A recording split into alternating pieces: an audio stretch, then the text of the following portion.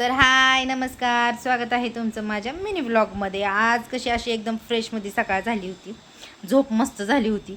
उठले, किचनमध्ये आले. किचनमध्ये आल्यानंतर स्वयंपाकाची तयारी केली, कारण साहेबांना डबा द्यायचा होता. रात्रीचं थोडंसं पुरण राहिलं होतं, म्हणलं चला चहासोबत पोळी भारी लागते.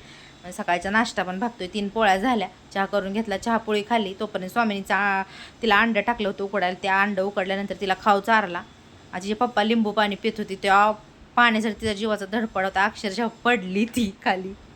मला हसू येत होतं, पण काय लागलं वेगळं नाही बरं का. तिची ती पडली उठून बसली. पप्पाने पाणी पाजलं, पितही कुठं, फुरक्याच मारायच्या होत्या तिला. खाऊ चारला तिला. तिथून आले, चपात्या करून घेतल्या, साहेबांचा डब्बा भरला. थोडासा रात्रीचा भात राहिलेला मग ते पण परतवून घेतला. तिला स्वामिनीला झोपी घातली. तिला झोपी घातल्याशिवाय कामं काही सुधारत नाहीत. धुणं धुतलं, भांडी घासली, फरशी बिरशी पुसली. आता लोकांना वाटत असेल घरातली कामं तशीच ठेवून व्हिडिओ काढत हिंडती, रील्स काढती, ह्याव करती त्याव करती. तर बऱ्याच लोकांना आमची काळजी आहे मागं. तर असू द्या, असं आमची पण शुभचिंतक हितचिंतक पाहिजेत, कोण ना कोण मागं नाव घेणारे, लक्ष देणारे. तर दुपारी मस्तपैकी आबाळ आलं होतं, पण पाऊस काही येत नाही. स्वामीनी बघत होती बाहेर काय चाललंय काय नाही. तर कमेंट करून सांगा माझा आजचा ब्लॉग कसा वाटला. धन्यवाद.